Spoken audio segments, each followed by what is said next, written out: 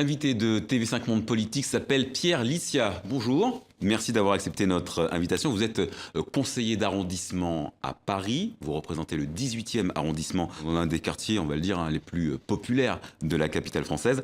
Et vous êtes un proche de Florence Portelli. Vous avez même été porte-parole lors de la campagne de la candidate malheureuse à la tête des Républicains. Les Républicains, une formation qui a affiché, on va le dire très franchement, ses divisions. Ce week-end, Valérie Pécresse, par exemple, a été sifflée lors du Conseil national de samedi pour avoir dit qu'il y avait deux droites au sein du parti. De quelle droite parle-t-elle? Et cette bronca, est-ce que vous la comprenez? Non, je la comprends pas. D'abord, la bronca, je pense qu'elle est du fait d'une poignée d'irresponsables parce que, en fait, ça donne une image dramatique du parti. On voulait donner une image de rassemblement, or c'est tout l'inverse qui a été donné. Par ailleurs, je partage complètement la vision de Valérie Pécresse qui a dit qu'il y avait deux droites. Je pense qu'effectivement, la droite est plurielle, la droite est multiple. D'ailleurs, il y a toujours eu à droite des conservateurs, il y a toujours eu des libéraux, des chrétiens démocrates. Voilà, la droite a toujours été des souverainistes. Elle a toujours été diverse, qu'elle est forte de cette richesse, diversité d'idées, et qu'il ne faut pas chercher à étouffer le débat, à asphyxier la droite. Si je comprends bien vos propos, vous ne faites pas partie de la droite de Laurent Wauquiez. Absolument pas. Non, mais c'est pas un mystère. J'en ai pas fait mystère. J'étais très critique à l'égard de Laurent Wauquiez, non pas lorsqu'il a été élu, parce que sa légitimité est incontestable, mais dans la manière. La brutalité, en fait.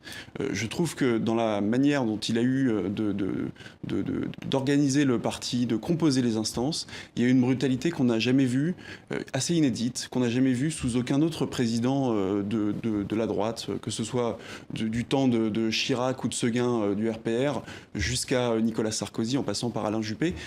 C'est une brutalité qui consiste à ne faire du parti qu'un parti monocolore, sans donner sa place aux autres sensibilités et sans donner non plus leur place aux 25 000 personnes qui se sont exprimées au scrutin de décembre, à l'élection interne, et qui n'ont pas fait le choix de Laurent Wauquiez. Ces gens-là, il faut les écouter, et il faut écouter également un adhérent sur deux qui ne s'est pas déplacé pour aller voter à ce scrutin-là. Le message qui a été délivré samedi par Laurent Wauquiez, c'est soit vous êtes d'accord avec moi, soit vous êtes libre de prendre la porte et je vous retiens pas.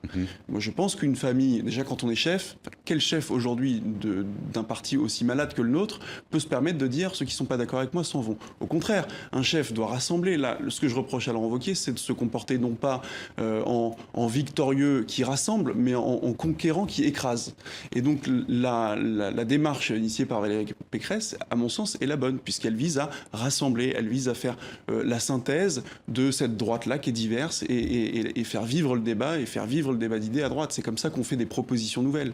Est-ce que vous avez imaginé rendre votre carte, vous, personnellement? Non. Non, malgré l'appel de samedi de Laurent Wauquiez, dire si vous n'êtes pas content, vous partez, non. Les Républicains, c'est ma famille politique. Alors comme dans toute famille politique, il peut y avoir des disputes, il peut y avoir des conflits, mais il faut les surmonter. Et je pense que la sagesse et la responsabilité du chef de famille, c'est d'agir justement en responsable. Et c'est d'agir justement pour faire en sorte de réconcilier cette famille-là quand ça va mal. Merci beaucoup, Pierre Lissia. Je rappelle que vous êtes conseiller d'arrondissement à Paris, élu dans le 18e, sous l'étiquette, on l'aura bien compris, Les Républicains. Voilà, c'est la fin de ce journal.